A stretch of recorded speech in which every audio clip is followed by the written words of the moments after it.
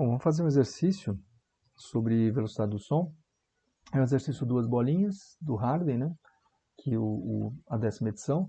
Não é um exercício difícil, tá? Então vamos resolver. Então é o seguinte, ó. Num terremoto, em geral as ondas que atravessam do interior da Terra até a superfície, elas têm a forma tanto transversal quanto longitudinal, tá? Então você tem os dois tipos de ondas sendo atravessadas. Ele está falando que é ao contrário dos gases, né? Então nos gases você tem só as ondas longitudinais, né?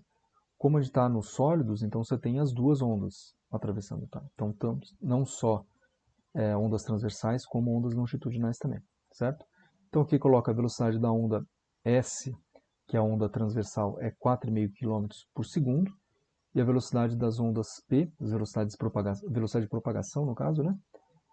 Das ondas P, que são as ondas longitudinais, é 8 km por segundo. O sismógrafo ele vai registrar então a onda P e a onda S, certo?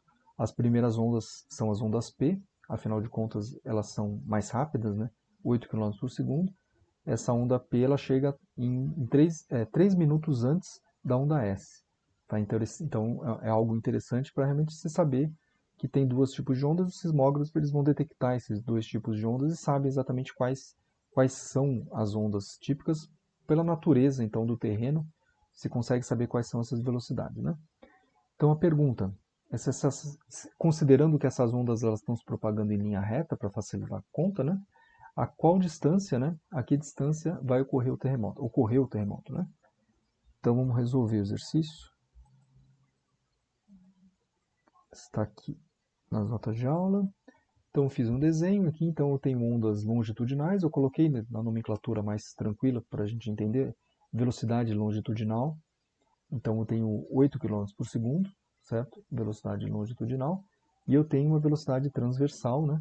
Que seriam aquelas ondas que a gente estudou no capítulo passado, 4,5 km por segundo, certo? Então as ondas longitudinais elas chegam primeiro, certo? As ondas longitudinais então chegam 3 minutos antes das ondas transversais. Então a pergunta é qual que é a distância, né? Qual que é a distância do terremoto. Então isso é um típico problema que normalmente é visto no ensino médio, né? Para quem estuda ondas, essa parte de ondas no ensino médio é um problema bem clássico, né? Um problema clássico de ondulatória, né? Então o que a gente tem? Velocidade transversal, a gente sabe que é 4,5 km por segundo, e vai ser então a variação ou seja, a distância, né, Δx seria a distância do ponto onde ocorreu o terremoto até onde foi detectado, certo? Dividido pelo o tempo, o tempo de chegada dessa onda transversal, certo? E a gente não sabe exatamente qual que é esse tempo, né? A única coisa que a gente sabe é a diferença, né, entre o tempo da onda transversal, o tempo de chegada da onda transversal e o tempo da chegada da onda longitudinal. A gente sabe essa diferença, né, que é 3 minutos. Tá? E depois a velocidade da onda longitudinal é 8 km por segundo, que é exatamente essa distância do epicentro do terremoto até onde foi detectado, dividido pelo tempo da onda do tempo dessa chegada dessa onda longitudinal. Então, o que eu acabei de falar, né? Então a gente sabe essa diferença, né? Essa diferença no tempo, que é 3 minutos, né? 3 vezes 60 segundos. Tempo da onda transversal, o intervalo de tempo da onda transversal, o instante de tempo da onda transversal menos o instante de tempo da onda longitudinal é 180 segundos. Tá?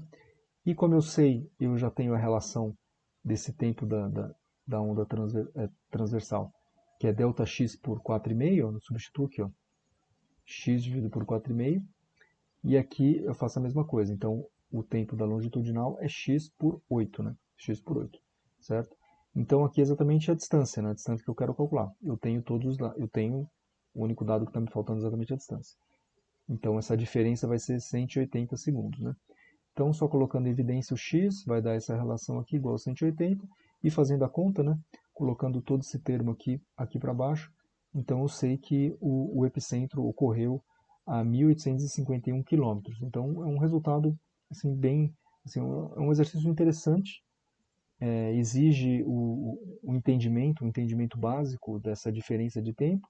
É interessante para a gente saber que as ondas em meios materiais, meios sólidos, tem duas componentes, né? Você tem tanto ondas transversais quanto longitudinais, diferente da onda sonora, que é só longitudinal, e a gente consegue um dado bastante interessante, né? Consegue detectar, então, a origem desse epicentro, né?